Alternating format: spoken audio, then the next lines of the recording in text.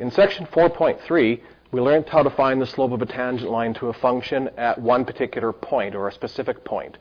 What we want to do now is just extend that to something more general. What if you weren't interested in finding the slope of the tangent at 2 or 3 or 4? What if you wanted to find the slope of the tangent at any point on the graph? Well, the theory is still the same. So what I've done here is I've drawn an arbitrary function just called f of x. It doesn't have to be anything in particular, it's just a function. My goal is to find the slope of the tangent line right here at this point x, where x could be any point on the graph. So my goal is to find the slope of this line right here, the tangent line. So the theory is the same as 4.3. We have some arbitrary point called x. The y value would just be f at x. We pick a second point over some distance h. This point would be called x plus h. The y value would be f at x plus h. If you join those 2 points with a line, as I've done here with the red line, that would be a secant. The slope of that secant would just be y2 minus y1 over x2 minus x1, which is this formula right here. This would be y2, this would be y1, and the distance between x2 and x1 would be the distance h. That would be the secant, but we want the tangent. So what we're going to do is we're going to take the limit. So this formula right here that I've put in this box, this is basically the formula for differential calculus. This is the slope of a tangent line to a function at any point x. It's just the limiting slope of the secant line. Now this very special formula right here, the slope of a tangent line, it is really what we're trying to do in this class. So we give it a special name. It's called a derivative. Now that's the first time you've heard this name, but it's what you were doing in 4.3 and now in 4.4. The derivative of a function is the slope of the tangent line. So this formula right here is the formula for finding the derivative of a function. Now we need a special symbol for derivative. Instead of referring to it as m is a symbol we use for slope in algebra. In calculus, the slope is called a derivative, and so we have a special symbol. There's actually a number of special symbols. The two that you're going to see a lot of, the symbol right here, the function symbol f, with a little line here, it's pronounced prime. So the way you would read this is f prime of x, or f prime at x. That f prime symbol means that you have found the derivative of the function. Sometimes functions are given in the form y equals, not f of x. If they are, then we use this symbol dy dx. It's just pronounced exactly the way you would read it. Don't say dividing, it's just dy dx. If you're curious why that symbol was used, there's really a neat connection. The symbol for slope in grade 10 is delta y over delta x. This is the Greek letter delta. It just refers to change in. Now the Greek letter delta would be equivalent to our letter d. And so when they first developed calculus, they thought it would make a nice connection if instead of using delta y over delta x to represent change in y over change in x, what if the change in y and the change in x were infinitely small? We need a special symbol for that. So the dy dx is really just the same symbol as delta y over delta x, except the d's indicate that it's a calculus concept and that a limit has been taken. If it's just delta y over delta x, then there actually is a change in y and a change in x, and you're doing a secant. The symbol dy dx refers to derivative.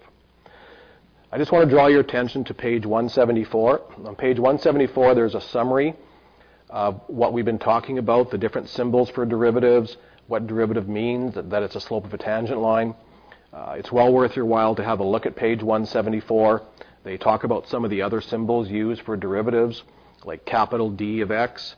Now, you won't see those symbols in this book. We're just going to stick to the two main symbols. These are the ones you'll see almost all the time. F prime of x or dy dx. They both indicate the same thing. They both indicate that you've taken the derivative of a function using this formula right here. So for our next example, we'll once again start with a very simple function, f of x equals x squared, and the instruction would be find the derivative. Now again, it's just a fancy word for find the slope of the tangent line. So if you had a parabola, f of x equals x squared, which is drawn right here, what if you wanted to find the slope of the tangent line at any point on this graph? Not just at one particular point, but what if you wanted to find the slope of the tangent at 1 or 3 or -2? All of those tangents would have different slopes. If you wanted to find those, you'd have to find what's called the derivative. So the formula for derivative is f prime of x equals, the limit as h goes to 0, and then here's our formula right here. This formula right here is the basis of the calculus you're studying, and it's nice comparison to know that that formula is really not much different than the formula you learned back in grade 10. The difference between grade 10 algebra, excuse me, the difference between grade 10 algebra and calculus is really just this concept of limit. Both of them are dealing with the concept of slope, except in this case, the distance between the 2 points is a finite distance size. In this case, the distance between the 2 points is a limit. So it says, what's the limit as h goes to 0 of the function f at x plus h? So we take x plus h and we plug it into our function for x of x squared. So we'd get x plus h squared minus the function at x, which would just be x squared, all over h. If we expand this bracket, we get x squared plus 2xh plus h squared minus x squared.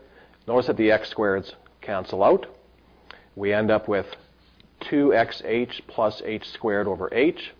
Take out the common factor of h. Notice that this limit is indeterminate. The limit will always be indeterminate when you're trying to find a derivative, which is why in Chapter 3 we learned strategies for finding these kind of limits. You take out the h's divide out, and there's no longer a problem. At that point, you're free to take the limit. So when you take the limit, this h becomes 0, and your derivative is 2x. Now, this is the first time we've actually found the derivative of a function in general. This 2x is an incredibly powerful thing.